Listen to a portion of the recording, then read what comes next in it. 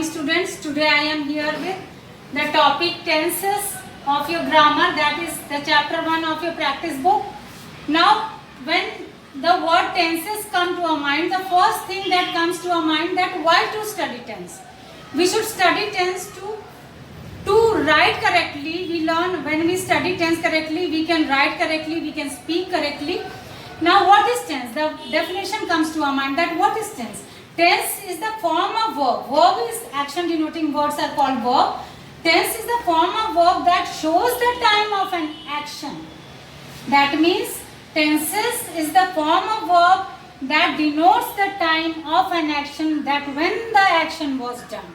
Now before coming to the types of tenses, we should refer to the verb forms, then only we will be able to write it correctly or learn it correctly.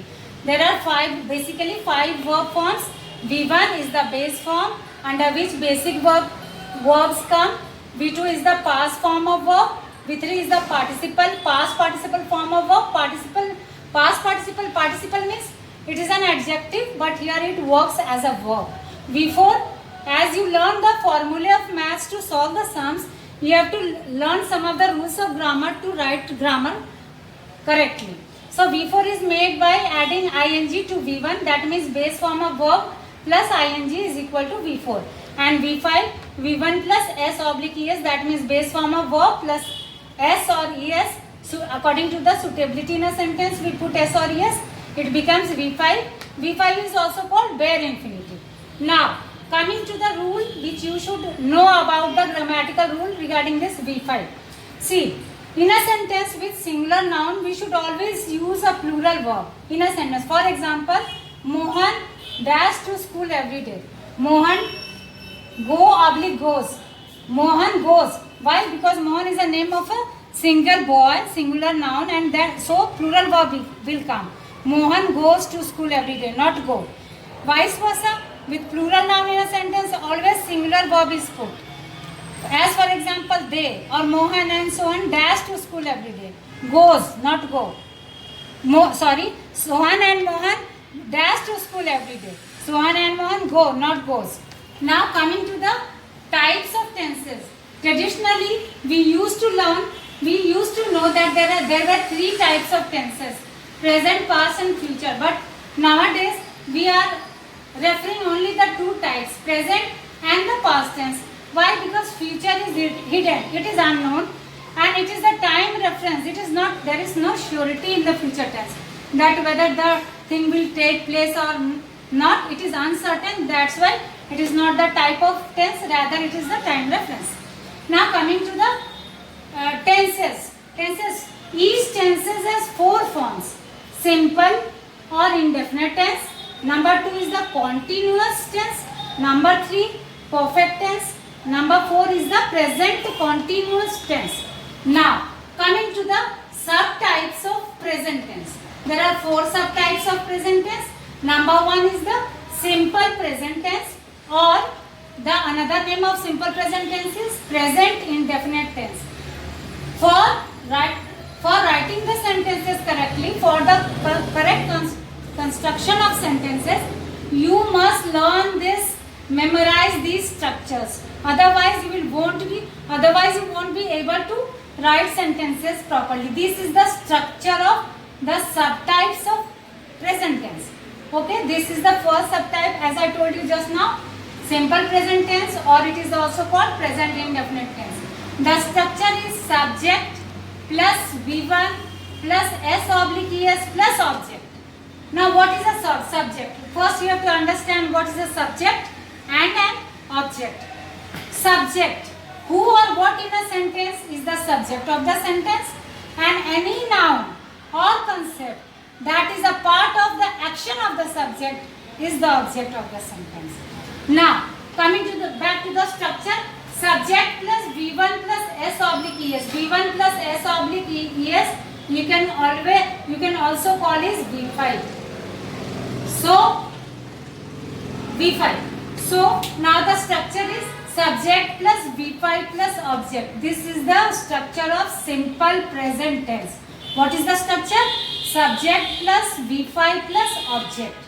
Now coming to the second subtype, that is the present continuous tense. Continuous means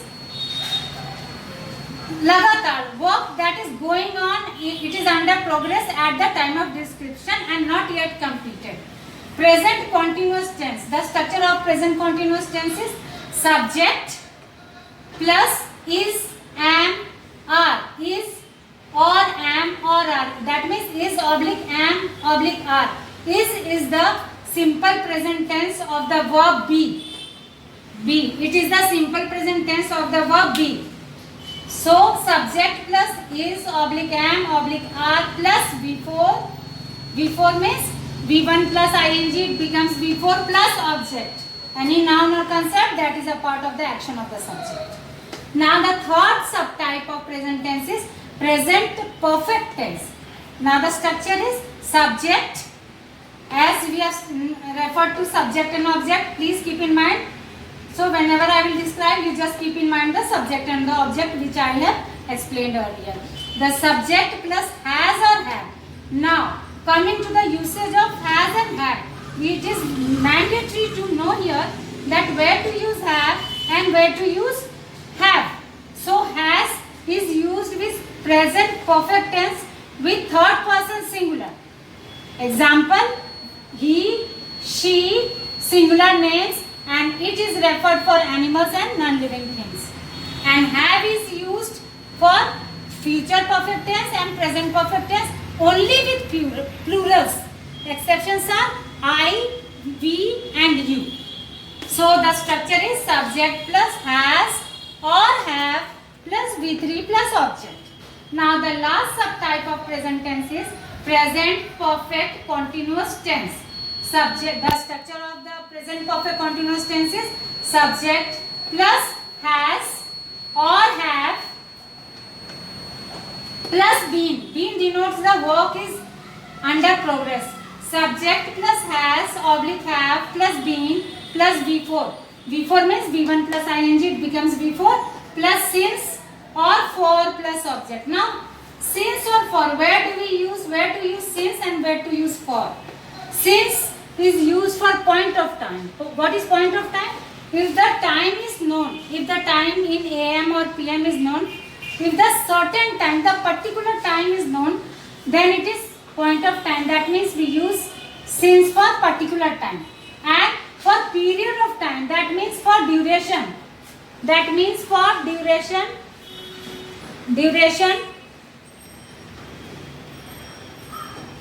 we use for. For point of time we use since and for period of time for is used. Again I am repeating the structure because it is very important and a little bit lengthy than others. It is the subtype of simple present tense. Present perfect continuous tense structure is subject plus has or have plus been plus V4 plus since or for plus object. Now completes the subtypes and the structure of present tense. Now coming to the past tense. The first subtype of past tense is simple past tense or past indefinite tense. It is also named as past indefinite tense. And the structure is very simple. Subject plus V2. V2 is the past form of verb plus object. Now second subtype of past tense is past continuous tense. Continuous means the work is under continuation. It has started but not yet completed. The structure is subject plus was or were. See, in present tense we use is, am, are and we use was, were for past tense. So subject plus was is used for singular and were is used for plural. Plus V4 means V1 plus ing plus object. Now third subtype of past tense is past perfect tense. Subject plus had. Had is always used with past tense. In past tense we always use had for the form has and have.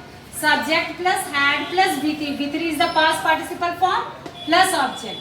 And the last subtype of past tense is past perfect continuous tense.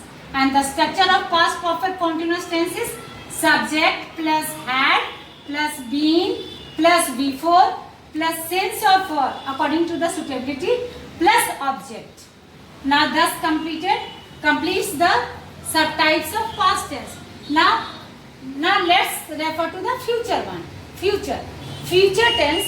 Future number one, the first subtype is simple future tense or future indefinite tense.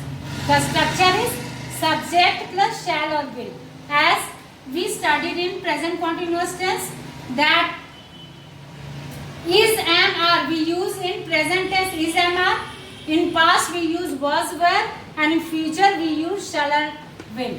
And before, keep in mind that before is always used with continuous tense only.